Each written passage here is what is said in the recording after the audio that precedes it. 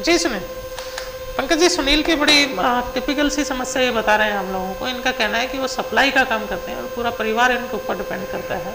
और सप्लाई का काम क्योंकि वो है, बाकी सारे कागज़ पूरे होते हैं, हेलमेट भी वो पहन के चलते हैं, लेकिन कहीं ना कहीं क्योंकि शिकायत आई है, पुलिस ने इस पर कार्रवाई की है, तो उनका जो वो काम है वो प्रभावित हो रहा है इससे। मैं इनकी समस्या को समझ नहीं पाया कि किस तरीके का इनका सप्लाई का काम पुलिस की कार्रवाई से प्रभावित हो रहा है और किस तरीके का ये कार्य करते हैं।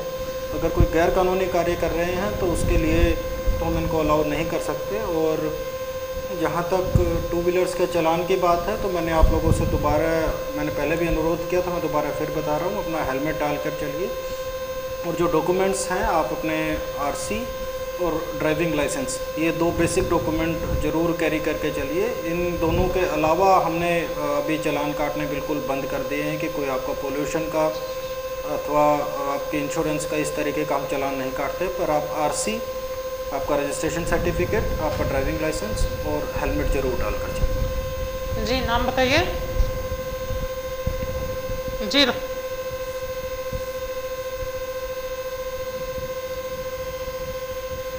जी जी उनका थर्मल से फ़ोन है राजेश जी का कि क्या उनका दोबारा एप्लीकेशन में देनी पड़ेगी? राजेश जी से मेरा अनुरोध है कि ये मेरे दफ्तर में किसी वर्किंग डे पर 11 से 1 के बीच में आकर मिल सकते हैं और अपनी पूरी की पूरी जो समस्या है वो मुझे बता दें। पंकज जी, पिछले दिनों पुलिस विभाग की तरफ से एक मुहिम चलाई गई थी, खासकर उन मकान मालिकों के खिलाफ जो किराएदार तो रख लेते हैं लेकिन पुलिस से वेरिफिकेशन नहीं करवाते। मैं आपको कुछ इलाके बताना चाहूँगा। बत्रा कॉलोनी का इलाका है, गुरु नानकपुरा का इलाका है, पुरेवाल कॉलोनी ऐसी है, काफ़ी संख्या में वहाँ बिहार से आए या यूपी से आए लोग वहाँ पर बसे हुए हैं। मकान मालिक 200-200, 300 गज के मकान बनाकर वहाँ पर लेबर क्वार्टर बना देते हैं, उनकी वेरिफिकेशन है और वहीं पर ज़्यादा अपराध है वो बढ़ते हैं। अब ये बताइए कि मकान मालिकों के खिलाफ आज तक क्या कार्रवाई हुई है? अभी तक आपका प्रश्न बिल्कुल ठीक है कि किसी मकान मालिक के खिलाफ ऐसी कार्रवाई नहीं हुई है, पर अभी हमने समय दिया था ऐसे सभी व्यक्तियों को कि उनकी वेरिफिकेशन करवा लें।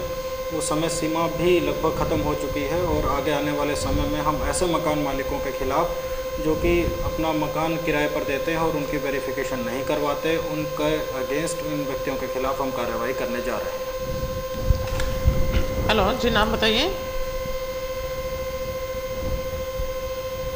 सेक्टर 18 हुड्डा पानीपत से। जी एमपी सिंह जी बताइए।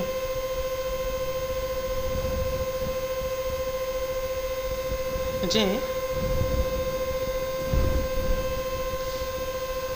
जी एमपी सिंह जी, एक बार आप प्लीज़ नंबर बताएंगे अपना, फ़ोन नंबर। जी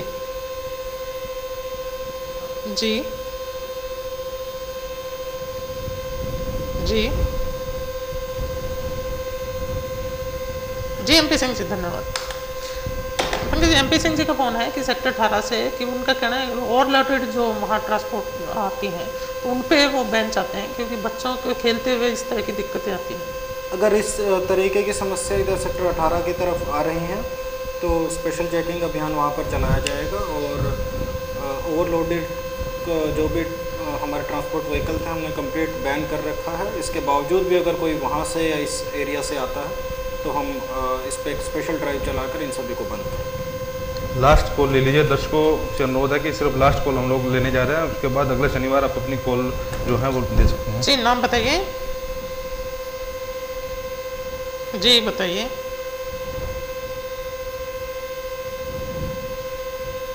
जी जी बताइए।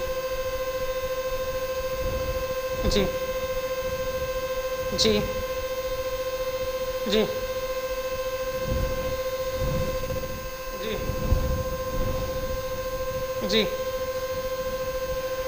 जी जी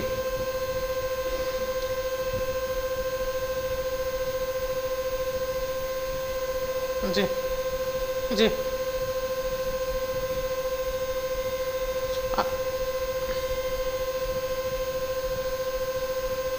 आप एक बार जहाँ ये इस तरह की चीज़ें होती हैं दोबारा एक बार रिपीट करें। गली नंबर 1।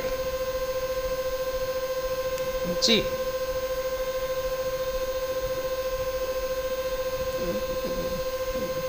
जी पंकज ये नाम नहीं बताना चाह रहे हैं क्योंकि पड़ोस का मामला है। इनका कहना है कि गीता कॉलोनी में गली नंबर 1 में सब लोगों के पास गाड़ियां हैं ज़्यादातर, लेकिन वो रात को गली में पार्किंग कर देते हैं। और पिछले दिनों उनके मित्र के साथ एक घटना घटी कि उनके घर में कोई बीमार हो गया, वो गाड़ी ही नहीं पाए।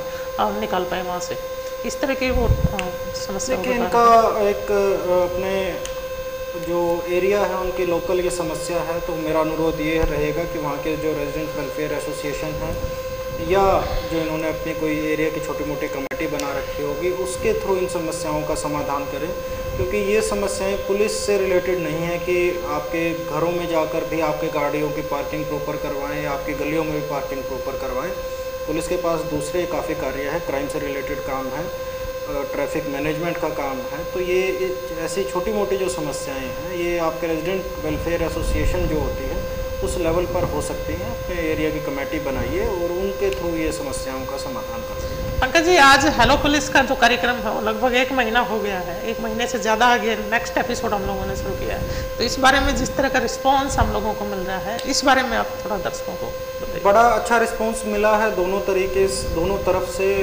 पुलिस से रिलेटेड भी काफ़ी कंप्लेंट्स आई और पुलिस की वर्किंग में भी इस कार्यक्रम के थ्रू सुधार काफ़ी आया है। इसके अतिरिक्त आम जनता की जितनी समस्याएं थी उन समस्याओं का भी तुरंत जितना भी हम उनकी प्रॉब्लम्स ले सके उनका निजात मैक्सिमम हमने करने की कोशिश की है। और जो तीसरा पहलू था कि आम जनता जो गुप्त सूचना देना चाहती थी वो भी इस कार्यक्रम के माध्यम से उन्होंने दी है। इसके अतिरिक्त पुलिस के जितने हेल्पलाइन नंबर और जितने स्कीम्स, जितने सजेशंस लोगों के पुलिस से रिलेटेड थे वो भी इस कार्यक्रम के माध्यम से हमने लागू किए हैं। तो मैं हमारे जो लोकल केबल टीवी नेटवर्क के माध्यम से सभी को बधाई देना चाहता हूं कि ये कार्यक्रम एक सफल कार्यक्रम रहा जिससे लोगों की काफ़ी समस्याएं दूर हुई।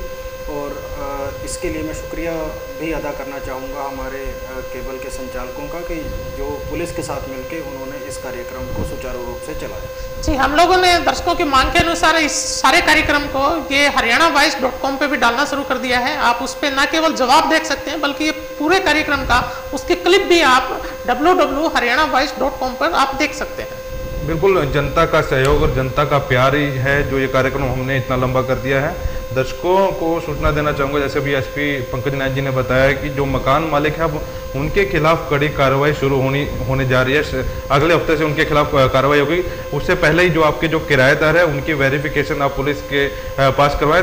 दर्शकों को या जितने मकान मालिक हैं उनको समय भी दिया गया था पुलिस विभाग की तरफ से, लेकिन उनको सहयोग नहीं मिला पुलिस विभाग को।